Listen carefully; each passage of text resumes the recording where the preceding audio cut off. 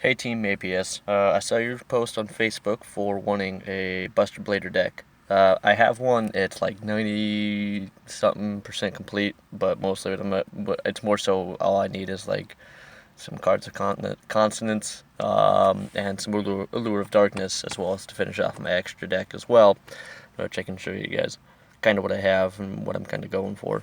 Um, but I'm also in my car on my lunch break, so excuse the less than ideal scenery to be able to see my cards. All right, here it is. First off, 3 Buster Blader, right, and then 1 Buster Blader Destruction Swordsman or Swordsmaster. You do that because on the field or in the grave, he's considered Buster Blader, which gives you a 4th target for a lot of your Destruction Sword cards, like your traps. Plus, Destruction Swordsmaster has a really cool effect unique to him, where if you destroy an opponent's card, then you can equip it to him, and then it's pretty much a board wipe after that. You want to run 3 Buster Whelps. These are your searchers. They're kind of like your Strato, if I recall correctly, because Strato's that elemental hero that kind of like searches the crap out of shit. When he's normal summoned, only when he's normal summoned, can you search your deck for Destruction Sword card. That includes your Destruction Sword Master, or that's the Buster, right? Also on top of that, you can tribute this card, special summon 1 Buster Blader from your hand or graveyard, or and these 2 effects can only happen once per turn and only once per turn that way. Or if this card is in your graveyard while you control a Buster Blader, you can discard 1 Destruction Sword card and special summon it. It's also a level 1 tuner, which plays into your core of your of the deck. Next, you run 3 of Dragon Buster Destruction Sword. So what can happen with this, right, is you equip this onto Buster Blader, and it negates your opponent from special summoning from the extra deck. Also on top of that, you can equip it to Buster Blader, and then it can special summon itself while equipped from Buster, and it's a level 1 tuner as well.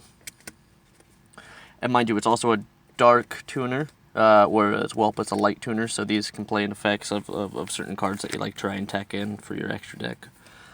I run 2 of the Destruction Swordsman Fusion, just in case like a banishment or something happens to my 1. It's a super poly. You can use materials from your hand or either side of the field. So if your opponent to special summon any Buster Blader, any fusion that lists Buster Blader, from hand or either side of the field. Next, I run 2 Robot Destruction Swordsman, or its Destruction Sword. It can equip onto Buster Blader, and while it's equipped to Buster Blader, all face-up spells and traps that are already face-up on the field are negated, as well as you can send this guy to the grave and give Buster an additional 1,000 attack, which that's not that great. Next, I run 3 Wizard Buster Destruction Sword. It's another Destruction Sword card that you can equip onto Buster Blader. This one is particularly good. It's kind of like a Dweller. Target 1 Buster Blader, equip this card from your hand or your side of the field. While it's equipped to a monster, monsters your opponent control, monsters in your opponent's graveyard cannot activate their effects. You can send this card to the graveyard, then target 1 Destruction Sword monster in your graveyard, except Wizard, and add it to your hand. So it works really well for recycling your Whelp to normal summon your Whelp again and go into your combos. Next, I run 2 Destruction Sword Flash. While you control a fusion monster that lists Buster Blader, you can banish all monsters your opponent controls. When a card or effect is activated that targets a Buster Blader monster you control, except during the damage step, you can banish this card from your graveyard, negate the effect, and if you do, destroy that card. Next, we're getting into some of the vital traps that you really need to, that I personally feel you just need to run 3 of. Destruction Sword Memories. So what you do with this card is is when you activate it, you discard one Destruction Sword card from your hand, special summon a Buster Blader from your deck, as well as from the grave, you can banish this card, one Buster Blader and one Dragon type monster. To fusion summon out the Buster Blader, the Dragon Destroyer Swordsman.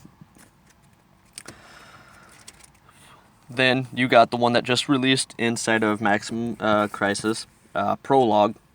I know you guys pulled this, but just in case, send one Destruction Sword card and one Buster Blade from your deck to the grave, except Prologue. Special summon Buster Dragon from your extra deck or graveyard, but it's destroyed during the next turn, during the end phase of the next turn. You can also send this card from the grave. You can banish it from the grave to protect your Destruction Swords, which works out really well if they're equipped or even on the field. I run 2 emblems, and then I run 2 karmas. From a lot of the people that I've seen, they actually don't run karma. So what karma does is target up to 3 cards of the same type in your opponent's graveyard, banish them. And if you do, one Buster Blader or one Destruction Sword monster gains 500 attack and defense for each of those banished monsters until the end of this turn. If this card is in the grave, you can discard one Destruction Sword card, add this card to your hand. You can only use each of these effects once per turn. The really nice thing about that I've come to find out is, like, if you're running against anything that runs, like any kind of consistency for types, so like even Azure or freaking Shaddolls or anything like it, you can start removing crap from their graveyard and preventing them from really reusing those resources. For tech options, Synchro Call, target one monster in your graveyard, special summon it. But it has effectigated, and if you do immediately after this effect resolves, Synchro summon one Dark Dragon or Fiend Synchro monster using the only monsters you control as materials. It works out really well, especially because I run Red Dragon Archfiend stuff. So far I don't have everything that I want, but it allows me to pull Buster Dragon back from my grave to be able to synchro into like Tyrant or Abyss, once I get Abyss. It's on order right now. One Foolish Burial. One Jar of Avarice to kind of help recycle your resources, because that's something I've noticed that this deck has a little bit of trouble with, is once your shit's in the grave, it kind of stays in the grave sometimes. Unless it's a Destruction Sword, then you can recycle it with Buster Dragon. One Twin Twister. One copy of Where Art Thou? One Regeki. Dragon Ravine. This is mostly because, like, putting crap in the graveyard is generally just a really good idea. This is kind of a tech option that I've looked at when I saw it first come out in Maximum Crisis, and I thought it was a really good idea because this deck kind of struggles with back row negation. Magician's left and right hand. So if you don't know, negate the effect of your opponent's first trap or effect that resolves each turn while you control a spellcaster, and that's why I run 3 of my my wizards, especially because they're searchable. And then right does pretty much the same thing except for spells. And so I usually try and combo that with the lock between the fusion and the synchro. Next up, another tech option is with my kaiju. Because I would run more kaijus, but I only own the one. I got 1 Soul Charge, Solemn Warning, Archbrave, and this is kind of where I was talking about, Dragon Ravine sending crap to your grave, as well as, like, if I can get him in my grave, then I use Return of the Dragon Lords to bring him back to help with back row support. But it's also just, helpful for when it goes to the grave, I can bring back one of my Synchro Dragons. So it kind of works out well that way. 1 for 1, because the tuners are really, really key points, especially like putting freaking sending Buster to the grave to get Whelp out and then sacking Whelp to bring out Buster again. Burial from a different dimension, because you got stuff like memories that banishes out monsters in my grave. So this works out really well to come back in my grave to keep them viable resources. I run 1 Quaking Mirror Force. I've thought about getting Sage, but Sage is kind of expensive, so I don't. One thing that I've noticed is the deck struggles a little bit with consistency, so what I've really thought about doing is getting out of some of the cards that I have in here, like Magician's Left or Right Hand, and cutting down Wizard down to like 2 copies, to put in Allure of Darkness or Cards of Consonance. And I know they're pretty cheap, I just haven't got around to getting them yet. Alright, so let's move into my extra deck.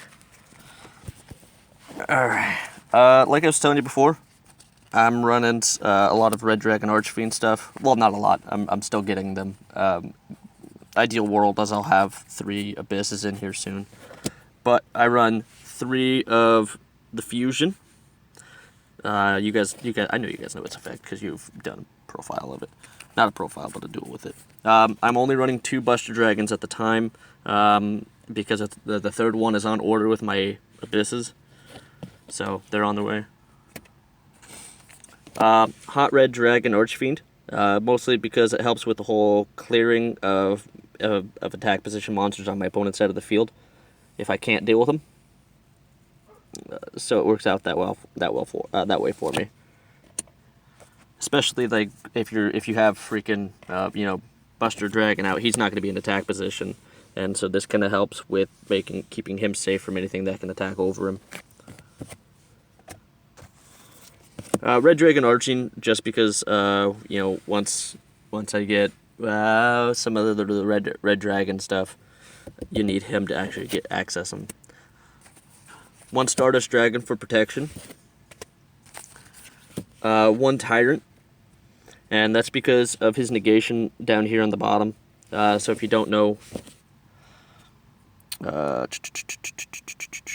during either player's battle phase, when a spell or trap card is activated, you can negate the activation. If you do, destroy that card. And if you do that, this card gains 500 attack. So it works out well for protections. And so you get him out along with Abyss, and that way you have a lot of protection from back row, as well as just effects. But once you have the lockout, effects aren't really relevant. It's really the spells and traps you have to worry about at that point. That's also, again, for a purpose of Stardust.